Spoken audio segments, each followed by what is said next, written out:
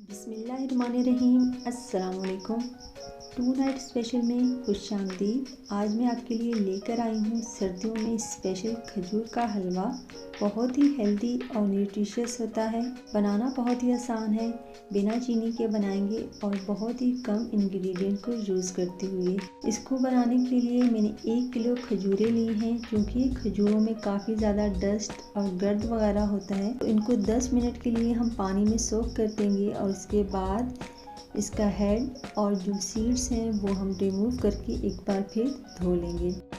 अब यहाँ पे हम चलते हैं इसके कुकिंग प्रोसेस में। तो एक खुले साइज़ की मैंने वोक ली है और इसमें शामिल कर देंगे ये सारी सीडलेस खजूरें और इसमें शामिल करेंगे तकरीबन 2 लीटर के करीब पानी और इसको 10 मिनट के लिए हम अच्छे से बॉयल आने तक पकाएंगे ताकि हमारी खजूरें सॉफ्ट हो सकें।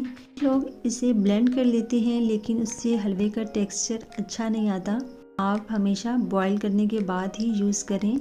1 पाव मैंने यहाँ पे गंदम का दलिया लिया है, जो कि आपको किसी भी अच्छे स्टोर से मिल जाएगा। अगर आपको ना मिले तो इसकी जगह आप सूजी का भी इस्तेमाल कर सकती हैं। अब यहाँ पे इसी कढ़ाई में हम डाल देंगे 1 पाव के लगभग देसी घी। अगर ज़रूरत पड़ी तो हम मज़ीद घी का भी इस्तेमाल कर लेंगे और उसके बाद हम इसमें शामिल कर देंगे गंदम का दलिया और उसको अच्छे से लो फ्लेम पे फ्राई करेंगे 10 से 12 मिनट तक, जब तक इसका कलर चेंज नहीं हो जाता और इसमें प्यारी सी खुशबू नहीं आने लग जाती।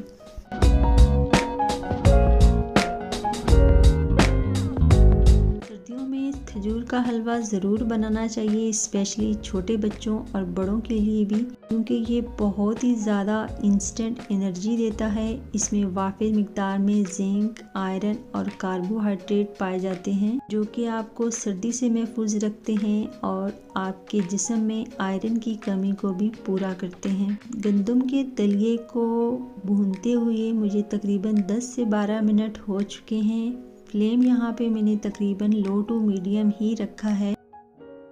धीरे धीरे इसका कलर अच्छा सा गोल्डन होना शुरू हो चुका है और खुशबू भी बहुत ही प्यारी आ रही है। तो इस पॉइंट पे हम शामिल कर देंगे बॉयल की हुई खजूरें। थोड़ी सी आपको एहतियात के साथ डालने की ज़रूरत होती है, क्योंकि दलिया भी गर्म है और पानी भी, तो आपका हाथ ना जले, इसलिए थोड़ा सा एहतियात से डालें। और बस इस पॉइंट पे आपको कुछ भी नहीं करना, सिर्फ आपने इसको कंटिन्यूसली हिलाते रहना है जब तक हलवा हमारा घी ना छोड़ दे। अगर आपको मीठा ज़्यादा खाना पसंद है तो मैं आपको बताती हूँ कि आपको किस पॉइंट पे जाके चीनी ऐड करनी है, अगर आप तेज़ मीठा खाना पसंद करते हैं।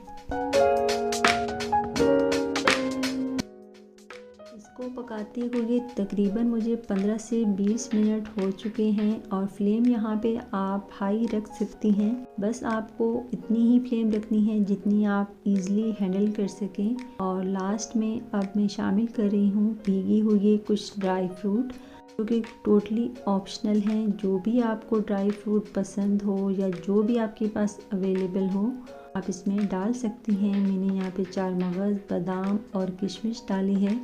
बस इसे हम अच्छे से मिक्स करेंगे और इस पॉइंट पे आप मीठा चेक कर लें और अगर आपको कम लगे इसमें आप डाल सकते हैं। मज़ीद हम इसे थोड़ा सा और भूनेंगे जब तक हलवा हमारा कढ़ाई को छोड़ नहीं देता। ड्राई फ्रूट मैंने इसलिए डाला है क्योंकि मैंने ड्राई फ्रूट को धो के डाला है और इसको फ्राई नहीं किया, तो ये गरम घी के साथ बहुत अच्छे से क्रिस्प हो जाएगा और किशमिश भी हमारी फूल जाएगी। इस बात की आपको टेंशन नहीं लेनी कि किशमिश हमने फ्राई करके नहीं डाली। मज़ीद 10 मिनट पकाने के बाद हलवा तकरीबन रेडी है। आप देख सकते हैं इसने कढ़ाई को छोड़ दिया है। लास्ट में हम इसमें गार्निश के लिए डालेंगे ये बादाम और खोया, जो कि मैंने रिसेंटली घर पे बनाया था और आपके साथ इसकी रेसिपी शेयर की थी। अगर आपको खोया बनाना नहीं आता तो इसका लिंक मैं आपको आई बटन में दे दूँगी, आप वहां से जाके देख सकते हैं। अब इसे करते हैं डिश आउट और आपको दिखाती हूँ इसकी फाइनल लुक। बहुत ही टेस्टी और बहुत ही मज़ेदार हमारा हलवा बनके तैयार है। बहुत ही इंस्टेंट बन जाता है, बनाने में कोई झंझट नहीं है। अगर आपको कुकिंग नहीं आती इंशाल्लाह आप पहली बार में ही इसको बिल्कुल परफेक्ट बना लेंगी। होप कि आज की रेसिपी आपके लिए काफ़ी ज़्यादा हेल्पफुल रही हो। मिलते हैं इसी तरह की किसी और वीडियो में। आज के लिए इतना ही। अपना और अपने से जुड़े लोगों का बहुत सारा ख्याल रखें। Stay healthy, keep smiling and अल्लाह हाफिज़।